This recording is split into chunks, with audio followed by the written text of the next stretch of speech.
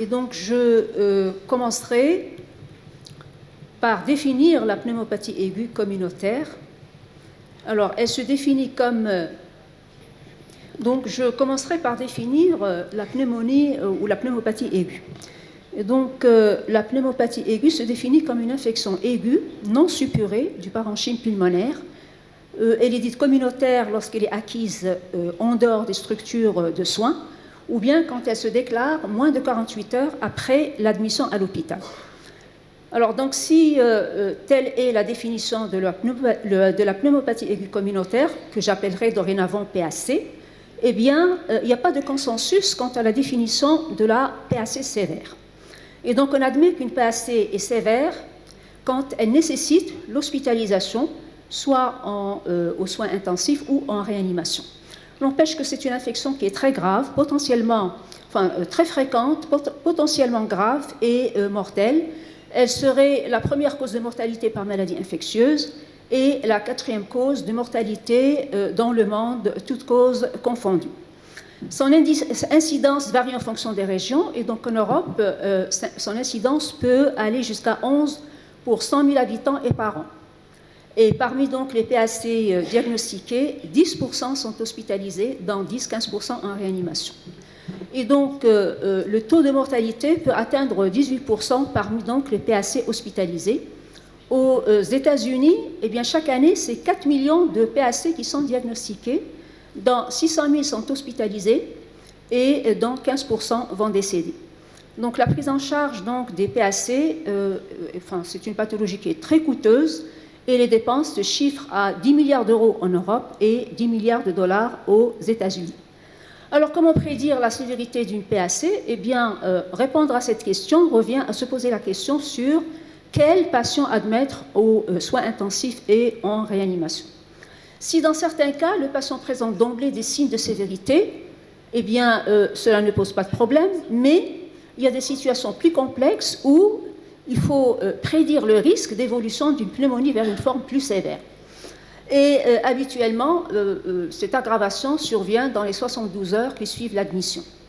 Ce qui est important, c'est qu'un patient qui est transféré secondairement aux soins intensifs ou en réanimation, il voit sa mortalité augmenter par rapport à un patient qui est admis d'emblée dans un service de réanimation. Alors, devant une PAC vue aux urgences, donc le praticien, il doit évaluer la sévérité. Et donc, le premier outil dont dispose le praticien, c'est son jugement clinique. Or, ce jugement clinique, il peut soit surestimer le risque et donc hospitaliser des malades qui ne nécessitent pas l'hospitalisation, ou au contraire, et ce qui est grave, c'est sous-estimer le risque et donc ne pas admettre un patient qui nécessite l'hospitalisation. Et donc, afin d'optimiser la prise en charge, des scores pronostiques ont été développés pour prédire la sévérité de la PAC ou le risque de décès, pour identifier les patients qui nécessitent immédiatement une prise en charge donc en réanimation, et également pour réduire les coûts liés à des hospitalisations inutiles et pas nécessaires. Alors, parmi donc les scores développés, les plus étudiés, les plus évalués, eh bien, sont les scores de PESI, appelé également le score de Fine, et le score CRB 65. Alors, le score PESI a été développé par l'ATS, donc il permet d'évaluer un petit peu donc, le risque, donc le facteur, la mortalité à J30.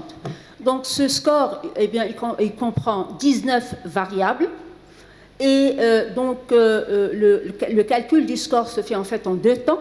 Le premier temps consiste à identifier des patients à faible risque de mortalité sur l'interrogatoire et l'examen clinique.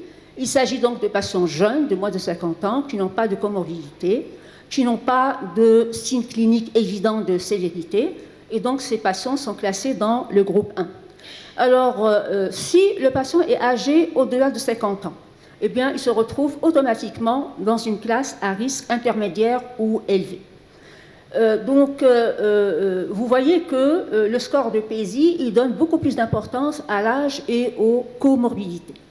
Alors, le deuxième temps donc, du calcul de ce score consiste à calculer donc, la somme des points attribués à chaque variable. Et donc, on arrive à distinguer 5 classes avec un risque de mortalité qui augmente. Donc, le risque, il passe de 0,1% pour les patients classés dans le groupe 1 à 29% pour les patients classés dans le groupe 5. Et à partir donc de ce score, on a validé un arbre décisionnel pour décider de l'hospitalisation donc des patients. Donc c'est ainsi que les patients de risque 1 et 2 seront traités en ambulatoire. Les patients classés risque 3 seront hospitalisés, mais pendant une durée brève. Mais par contre, les patients classés dans le groupe 4 et 5 seront hospitalisés. Alors, l'impact en fait en routine de ce score a été démontré dans cette étude où les auteurs ont comparé les services des urgences qui utilisent le score de PESI par rapport aux services qui n'utilisent pas ce score. Et donc, il a été démontré que dans les services qui utilisent donc le score de PESI, davantage de patients qui ont des pneumopathies aiguës à faible risque sont traités en ambulatoire, contrairement aux services dans lesquels on n'utilise pas le score de PESI et où les patients sont plutôt pris en charge en hospitalier. Et donc, on n'a pas trouvé donc, un impact péjoratif sur le plan pronostic, que ce soit pour les patients hospitalisés ou pris en ambulatoire. Alors, dans une autre étude, puisque donc le score de PESI il est quand même un score complexe et donc il est difficile, enfin, il n'est pas utilisé couramment donc, au lit des malades, et donc il nécessite une formation donc, des médecins.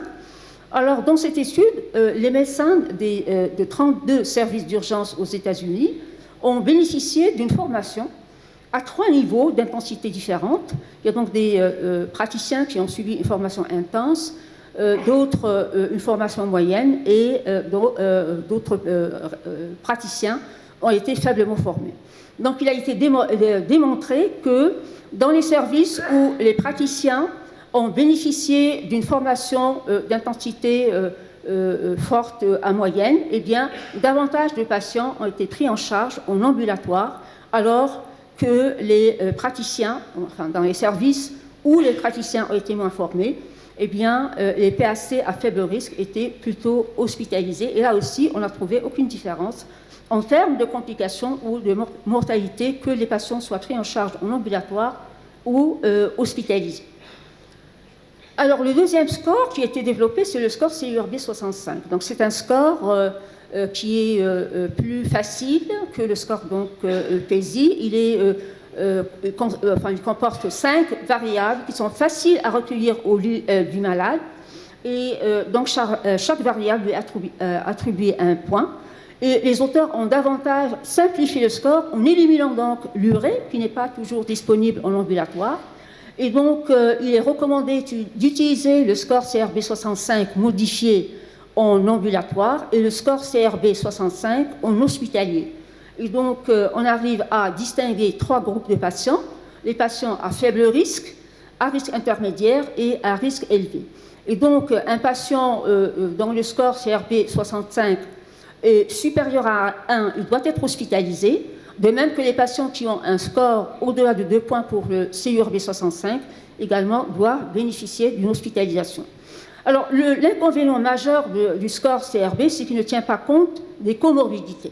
Or, on sait que les patients qui ont des comorbidités sont davantage susceptibles de décompenser leur maladie, d'engager leur pronostic vital, et cela malgré la sévérité de la pneumopathie initiale.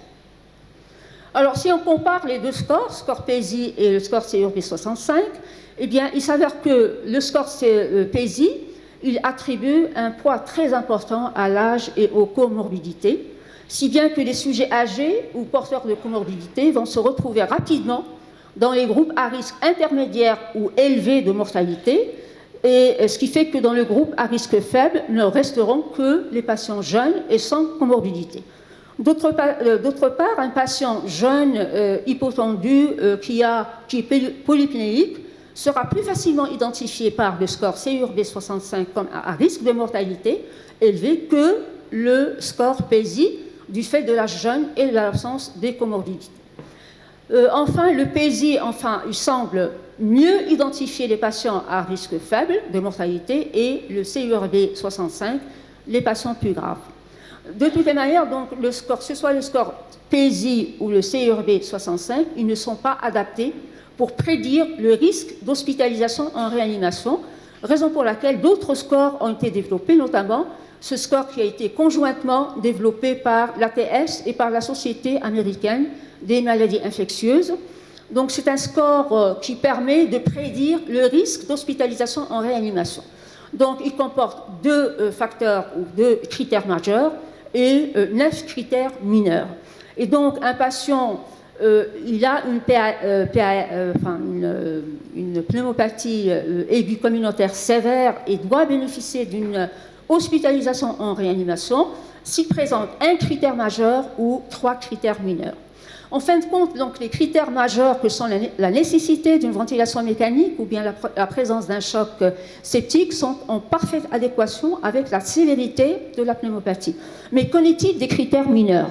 Eh bien, donc, dans cette étude, les auteurs se sont intéressés uniquement aux critères mineurs chez des patients admis pour une pneumopathie aiguë sévère après avoir exclu donc, ceux qui ont des critères de sévérité majeure.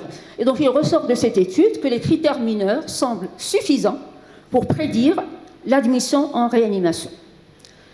Alors, le 3e score, c'est le score SmartCop, développé par des auteurs australiens qui ont cherché à identifier, à mettre en place des critères qui prédisent l'hospitalisation en réanimation et qui soient plus objectifs, comme le recours à la ventilation mécanique et ou aux vasopresseurs. Alors, le score SmartCop, il comprend 8 critères qui constituent l'acronyme du score, et à chaque critère, on attribue 1 ou 2 points. Pour le critère fréquence respiratoire et gazométrie, eh bien, le seuil diffère en fonction de l'âge, et en même temps, les auteurs ils ont développé un score beaucoup plus simple en supprimant l'albumine et la gazométrie, et en ne gardant que la saturation en oxygène. Et donc, lorsque le score est supérieur ou égal à 3, la sensibilité pour prédire le risque d'admission en réanimation est de 92%, avec une spécificité de 62%. Donc, finalement, le score SmartCop il est plus pertinent que le PESI et le CURB65 pour l'orientation intra-hospitalière et donc le risque d'admission en réanimation. Alors, le dernier score, c'est le score SCAPE, qui a été élaboré par des auteurs espagnols. C'est un score qui comprend 2 critères majeurs et 8 critères mineurs. Et comme vous pouvez le constater, tous les critères du score SCAPE, en dehors de l'atteinte multilobaire à la radio, on les retrouve dans le score PESI. Si bien que le score SCAPE est en quelque sorte un score simplifié, un PESI simplifié, de même que tous les critères donc du score CURB65, on les retrouve dans le score SCAPE. Et donc, le patient a une PAC sévère et doit être hospitalisé en réanimation si on réunit un critère majeur ou au moins 2 critères mineurs. Alors, comparé au score PESI et CURB65, le SCAPE est plus sensible et spécifique, mais sa valeur prédictive positive elle est faible. Et comparé au SmartCop, la sensibilité du SCAPE n'est que de 37%, pour une spécificité de 90%. Alors, donc ces scores, finalement, ils peuvent paraître séduisants, mais ils sont très peu utilisés en pratique courante. Et dans une étude anglaise, seuls 13% des patients avaient une évaluation de leur PAC. Et donc, cette sous-utilisation des scores est liée à leur complexité. Et donc, les variables et les seuils varient d'un score à l'autre. Dans une autre étude, et bien sûr 83 médecins interrogés, 4% seulement étaient capables de citer l'ensemble des critères CURB65 et qui est pourtant le plus simple. Alors sur cette diapo, j'ai réuni donc les avantages et les limites des différents scores. Je ne vais pas rentrer dans les détails, mais c'est juste pour souligner que le score PESI et le score CURB65 ont l'avantage de prédire le risque de mortalité. Le PESI, il permet d'identifier des patients à faible risque et donc susceptibles d'être traités en ambulatoire. Le CURB65 permet d'identifier donc les patients plus sévères. Alors les limites du score de PESI, nous venons de le voir, c'est qu'il donne beaucoup plus d'importance au poids et aux comorbidités et donc il surestime donc le risque chez les sujets âgés et par contre il sous-estime le risque chez les sujets jeunes du fait donc de l'âge et de l'absence de comorbidité. Alors pour les autres scores, donc, ils permettent tous de prédire le risque d'admission en réanimation et ils sont limités par le fait qu'ils ne prédisent que les PAC sévères. Alors, donc, étant donné la complexité donc, de ces scores, donc, on a cherché à savoir s'il existe des marqueurs biologiques qui peuvent prédire la sévérité donc, de la PAC. Donc, plusieurs marqueurs ont été testés. Les plus étudiés sont les marqueurs biologiques de l'inflammation. Par contre, les marqueurs cardiovasculaires, ils ont été peu évalués et de toutes les manières, ils ne sont pas disponibles en routine de tous les jours. Alors, concernant la protéine C-réactive, donc, dans cette étude, les auteurs ont trouvé que les patients admis pour une PAC et qui ont donc une valeur de cette protéine C-réactive inférieure à 100, ils ont trouvé que ces patients ont moins de risques de mortalité, moins de risques de recourir à la ventilation au vasopresseur et par ailleurs, la valeur prédictive positive était élevée et comparée à celle du score PESI et CURB65 et d'autre part, ils ont trouvé que l'absence de diminution de plus de 50% du taux de la CRP au 4e jour était un risque de mortalité.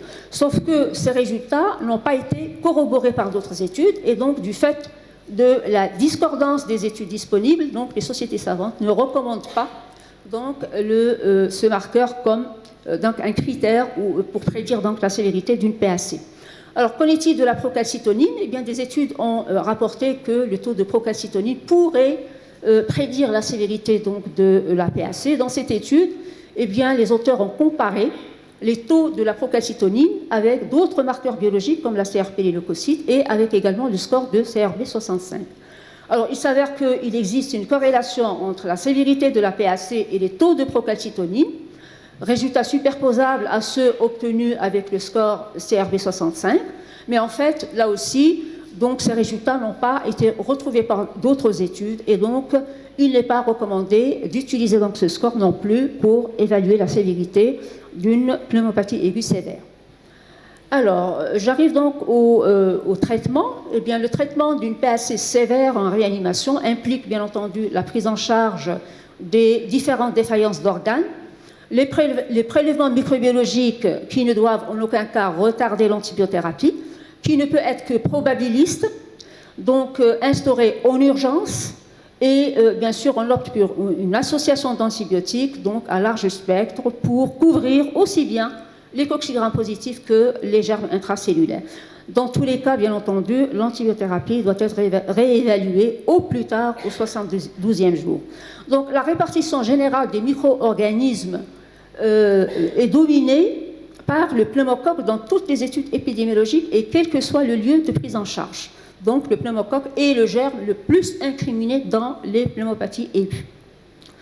Alors, donc, le pneumocoque il est suivi par le Haemophilus influenzae, les germes intracellulaires, et en plus, en réanimation, on retrouve surtout le Legionella, le staphylocoque, les entérobactéries et enfin le pyocyanite. Donc, toutes les sociétés savantes recommandent l'association d'une bêta-lactamine avec une fluoroquinolone. Alors, en fait, quel que soit le choix de l'association, l'objectif principal, c'est de couvrir le pneumocoque. Et parmi les bêta-lactamines, les céphalosporines de 3e génération par voie intraveineuse restent jusqu'à actuellement le meilleur choix pour des raisons de biodisponibilité et de pharmacocinétique, bien que la sensibilité de l'amoxicilline reste conservée. Alors, le deuxième objectif, c'est de couvrir également les germes intracellulaires et nous avons donc deux grandes familles, les macrolides et les fluoroquinolones. Alors, finalement, le régime standard d'une PAC sévère, il repose sur l'association d'une céphalosporine de 3e génération qui va être associée soit à un macrolide, soit à une fluoroquinolone anti-pneumococcique. Si on suspecte donc un staphylocoque, eh bien, au régime standard, on doit associer un antibiotique sensible sur les souches donc, de staphylocoque résistantes à la méticilline. Et enfin, s'il y a des risques d'infection au Pseudomonas, eh bien, on optera pour une triple antibiothérapie associant une bêta-lactamine antipyocianique qui va être associée soit à un macrolide ou une fluoroquinolone pour couvrir les germes intracellulaires et un aminoside. Alors, donc, cette antibiothérapie doit être réévaluée au plus tard au 3e jour. Et donc, l'évaluation va se baser sur la clinique, bien que cette évaluation est difficile et complexe chez un patient en réanimation sous ventilation mécanique, qui a des comorbidités qui risquent d'évoluer pour leur propre compte. Dans tous les cas, bon, l'évaluation va être clinique et on va bien entendu analyser les examens microbiologiques réalisés avant l'antibiothérapie. Alors, si on arrive à isoler donc, le germe, eh bien, on va adapter l'antibiothérapie dans le sens d'une désescalade si le germe est sensible, ou au contraire, on va changer l'antibiotique si le germe est résistant. Si on n'a pas de germe isolé, eh bien, dans ce cas, soit que l'évolution est favorable et on va maintenir le même antibiotique. Si l'évolution est défavorable, eh bien, il faut reconsidérer donc le diagnostic et pousser davantage les investigations pour isoler le germe responsable. Alors, qu'en est-il de la durée du traitement? Eh bien, la durée du traitement d'une PAC sévère, le traitement, la durée appropriée n'est pas établie, mais en général, la durée, c'est entre 7 et 14 jours, avec une moyenne 10 jours. Le traitement peut être même prolongé au-delà pour certains germes. Et par contre, la durée peut même être réduite en cas de stabilité clinique. Dans tous les cas, les critères d'arrêt de l'antibiothérapie doivent tenir compte de l'évolution clinique, biologique, même radiologique, même si les lésions radiologiques mettent plus de temps pour régresser. On doit tenir compte du germe en cause, parce que la vitesse d'éradication varie en fonction des germes. Par exemple, les germes intracellulaires, et notamment le Legionella, eh bien, donc il faut donc du temps, donc une antibiothérapie plus prolongée. On va tenir compte également des maladies sous-jacentes qui vont modifier l'immunité et, bien entendu, de l'antibiotique utilisé. Alors, parmi les nouvelles molécules développées, eh bien, 5 ont un spectre qui est adapté au traitement des PAC. Il y a les céphalosporines de 5e génération qui se distinguent par leur spectre large, qui couvre également le staphylocoque résistant à la méticilline. Et certaines études même avancent la supériorité de ces céphalosporines de 5e génération par rapport à la ceftriaxone. Et aux États-Unis, la ceftaroline eh bien, est utilisée en première intention dans les PAC graves. Parmi les macrolides de 4e génération, eh bien, ils se distinguent par leur large spectre, incluant et couvrant également les grammes positifs, y compris le pneumocoque résistant aux anciennes macrolides. Alors, il y a également des tétracyclines, les nouvelles tétracyclines, qui existent sous forme orale et intraveineuse, qui se distinguent des anciennes par un large spectre d'action couvrant les grammes positifs, négatifs et même les germes intracellulaires. Et enfin, les nouvelles fluoroquinolones, qui se distinguent également par leur large spectre d'action. Alors, en plus de l'antibiothérapie, il y a des thérapies adjuvantes ou bien des traitements d'appoint. Les plus étudiés sont les corticoïdes.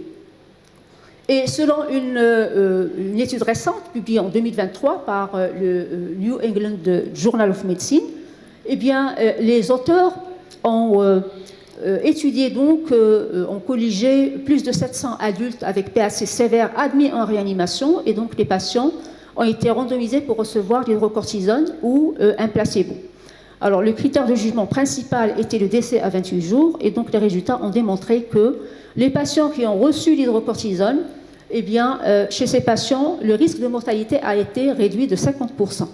De même, les patients qui n'étaient pas soumis à une ventilation mécanique au départ, eh bien, 18% ont eu besoin de la ventilation, 18% seulement dans le groupe qui a reçu l'hydrocortisone versus 29% dans le groupe qui a reçu le placebo. De même, on a constaté également un faible recours au traitement vasopresseur chez les patients qui ont reçu l'hydrocortisone. Alors, dans une autre étude, les auteurs se sont intéressés aux patients qui ont une PAC sévère, mais avec une réaction inflammatoire importante. Et donc, les patients ont été randomisés pour recevoir les corticoïdes ou un traitement placebo. Et le critère de jugement principal était l'échec du traitement, défini par une détérioration clinique survenue d'un état de choc ou bien la nécessité d'une ventilation mécanique ou le décès dans les 72 heures. Eh bien, les résultats, l'échec de traitement était beaucoup plus observé chez les patients, il était moins observé chez les patients qui ont reçu les corticoïdes. Par contre, la mortalité ne différait pas entre les deux groupes. Donc finalement, l'usage des corticoïdes chez les patients atteints de PAC sévère avec réponse inflammatoire initiale élevée, eh bien, les corticoïdes diminuent l'échec thérapeutique par rapport au placebo. Alors, les nouvelles recommandations de l'ATS et de la Société américaine des maladies infectieuses, eh bien, ne recommandent pas l'usage systématique des corticoïdes dans les PAC non sévères, sauf s'il s'agit donc d'un patient qui a en plus un asthme ou une BPCO. Mais par contre, une corticothérapie précoce est préconisée et recommandée chez les patients qui ont une PAC sévère. Alors, toujours dans le cadre des thérapies adjuvantes ou bien des traitements d'appoint, eh bien, une thérapie immunitaire a été testée, mais avec un succès très limité. Eh bien, dans cette étude, les auteurs ont colligé 160 patients avec PAC sévère qui nécessitent donc une ventilation mécanique. Et donc, les patients étaient randomisés pour recevoir soit une préparation à base d'anticorps polynucléonaux humains, appelée trimoduline, qui comporte plusieurs fractions d'immunoglobuline, ou bien recevoir un placebo. Et donc, le critère de jugement principal était le nombre de jours sans ventilation mécanique. Eh bien, les auteurs n'ont pas trouvé de différence significative entre les deux groupes, mais par contre, ils ont noté une amélioration de la mortalité chez un sous-groupe de patients qui avaient une réaction inflammatoire initiale importante et avec surtout un déficit ou un taux faible d'IgM. Alors, toujours dans le cadre des thérapies adjuvantes, eh bien, une thérapie immunomodulatrice à base de cellules souches mésenchymateuses a été testée avec un succès certain dans des modèles animaux. Cette thérapie, ces cellules souches mésenchymateuses ont des propriétés immunomodulatrices. Ils réduisent l'inflammation induite par un sepsis. Et donc, dans cet essai murin, eh bien, une septicémie a été induite chez des souris, suivie par une antibiothérapie chez l'ensemble des souris, et puis les souris ont été randomisées pour recevoir soit les cellules souches mésenchymateuses, soit un placebo. Eh bien, les auteurs ont constaté que le traitement par les cellules souches mésenchymateuses entraîne une réduction significative de la mortalité, une réduction des cytokines pro-inflammatoires, aussi bien dans le liquide de lavage broncho-alvéolaire que dans le plasma, et une augmentation des cytokines anti-inflammatoires. Et ces cellules souches mésenchymateuses ont également un pouvoir antimicrobien en favorisant la phagocytose des monocytes et des macrophages, et également en augmentant la clearance bactérienne. En fait, des essais ou bien des preuves publiées d'essais cliniques attestant l'innocuité et l'efficacité des cellules souches mésenchymateuses chez les humains en choc septique sont très limitées. Alors je termine donc par conclure et dire que la PAC est une pathologie fréquente, potentiellement grave et mortelle. Une PAC sévère requiert une bonne évaluation clinique qui permet d'orienter surtout le lieu de prise en charge. Les scores prédictifs de la sévérité de la PAC représentent une aide, bien sûr, à la décision médicale. Et enfin, l'antibiothérapie initiale probabiliste et précoce repose sur l'association d'une céphalosporine de 3e génération avec un macrolide ou une fluoroquinolone antipneumococcique. Et je vous remercie. Merci beaucoup, Madame Yassine, pour cette belle présentation exhaustive et explicite. Est-ce qu'il y a des questions dans la salle ?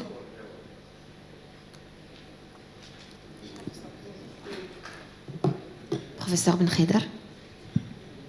Merci Yassine, Madame Yassine, pour cette belle présentation. Je voulais te dire que la balle, dans ce cas particulier de ces pneumopathies aiguës sévères, elle n'est pas chez nous, elle est chez les médecins de première ligne. 80% de ces patients sont vus par des médecins de première ligne. Et généralement, je pense, à mon avis, qu'on devrait faire un effort justement pour essayer d'avoir des recommandations de prise en charge et de faire de telle sorte que le médecin de première ligne soit efficace. Vous savez qu'on voit à peine moins de 20%, ce sont des malades qui sont des anciens respiratoires chroniques. Mais pour tous les autres patients, c'est le médecin de première ligne. Il ne prend pas la peine justement d'évaluer la sévérité. Et quand ils viennent nous voir, c'est généralement trop tard. Et on a quelquefois une mortalité qu'on aurait pu éviter. N'empêche que le PAC sévère, la plupart des patients, ils consultent aux urgences. Chez vous, chez nous, ils consultent généralement dans des médecins de première ligne, la plupart du temps. Parce qu'ils ont la hantise de l'hôpital, ils ne vont pas à l'hôpital. Sauf si c'est au-delà de minuit. Mais si on est dans le régime quotidien, journalier, ils vont voir le médecin de première ligne. Et généralement, les médecins de première ligne nous téléphonent quelquefois parce qu'ils sont angoissés eux-mêmes pour nous dire est-ce que vous pouvez les prendre en charge.